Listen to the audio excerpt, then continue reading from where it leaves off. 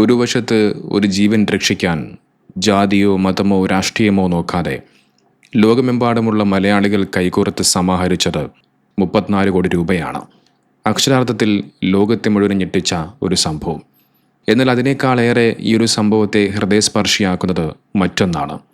തൻ്റെ കയ്യിൽ ലക്ഷങ്ങളോ കോടികളോ എടുക്കാനില്ലാതിരുന്നിട്ടും ഒരു ഉമ്മയുടെ കണ്ണീരൊപ്പാൻ, അതും തൻ്റേതായ മതത്തിൽപ്പെട്ട ഒരു വ്യക്തിയുമല്ല, ആ യുവാവിൻ്റെ ജീവൻ രക്ഷിക്കാൻ സ്വന്തം കഴുത്തിലെ 5.5 പവൻ്റെ താലിമാല ഊരി നൽകിയ ഒരു സഹോദരിയെക്കുറിച്ചാണ്.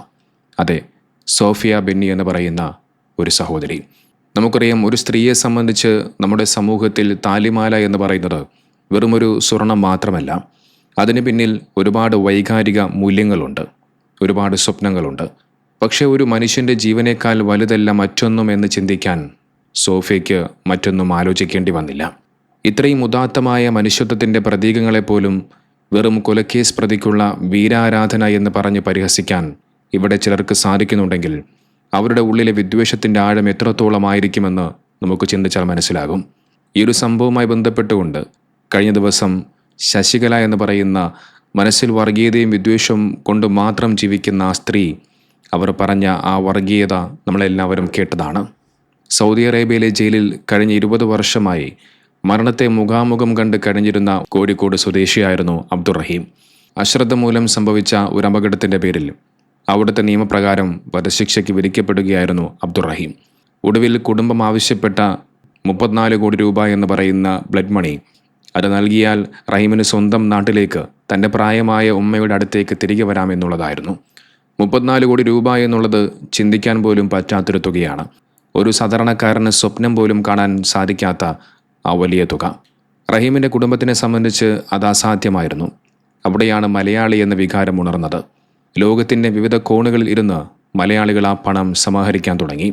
5 രൂപയും 10 രൂപയും മുതൽ ലക്ഷങ്ങൾ വരെ ആ ഫണ്ടിലേക്ക് ഒഴുകിയെത്തി. ജാതി ചോദിച്ചില്ല, മതം നോക്കിയില്ല. അവൻ നമ്മുടെ സഹോദരനാണ്, ഒരു ഉമ്മയുടെ മകനാണ് എന്ന ഒറ്റ ചിന്ത മാത്രമാണ്.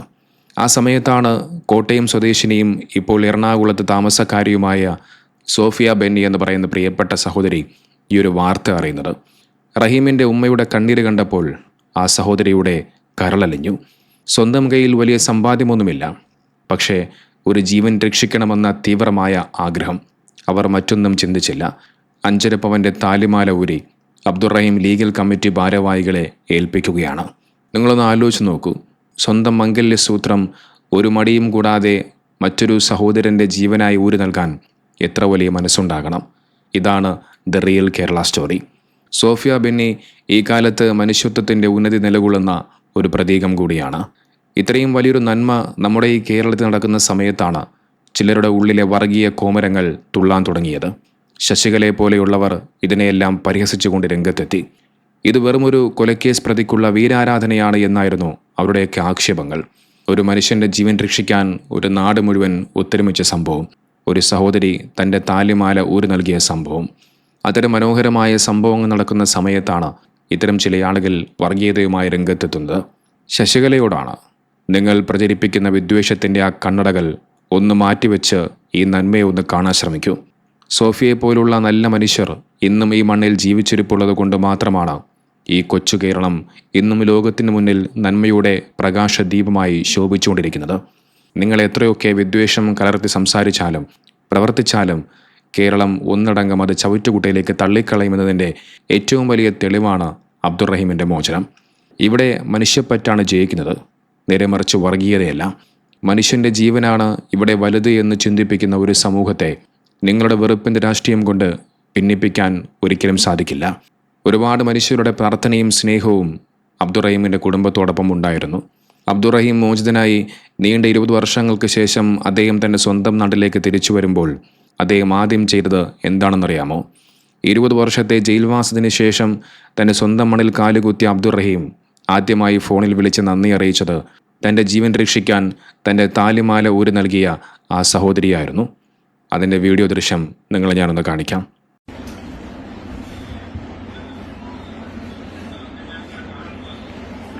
കേക്കാവോ?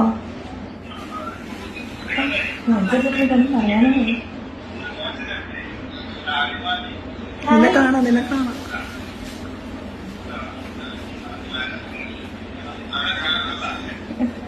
ഭയങ്കര സന്തോഷായി. എനിക്കൊന്നും പറയാൻ പറ്റുന്നില്ല സത്യമായിട്ട്.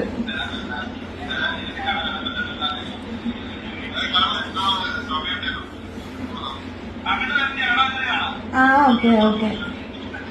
ഉമ്മാനെ ഒന്നോട് കാണിച്ച്. ആ ഓക്കെ. ആ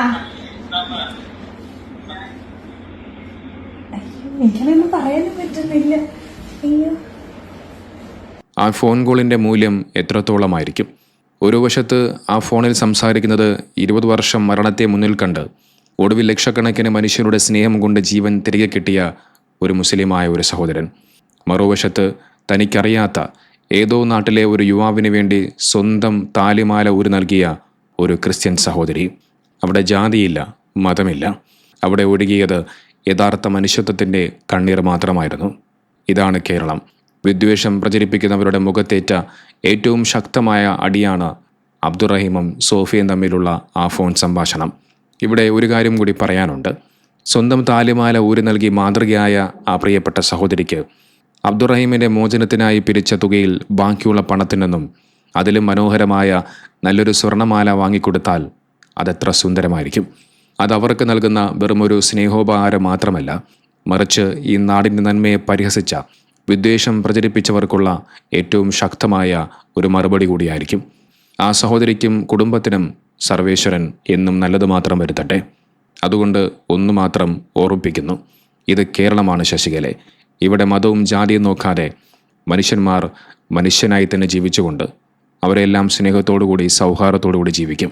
ജീവൻ രക്ഷിക്കാൻ സ്വന്തം താലിമാല വരെ ഊരി നൽകും. ആ നന്മ മനസ്സിലാക്കണമെന്നുണ്ടെങ്കിൽ മനസ്സിൽ അടിഞ്ഞുകൂടിയിരിക്കുന്ന വർഗീയതയും വിദ്വേഷവും എല്ലാം എടുത്തുമാറ്റി മനുഷ്യനായി മനുഷ്യത്വത്തോടുകൂടി ജീവിക്കാൻ ശ്രമിക്കണം.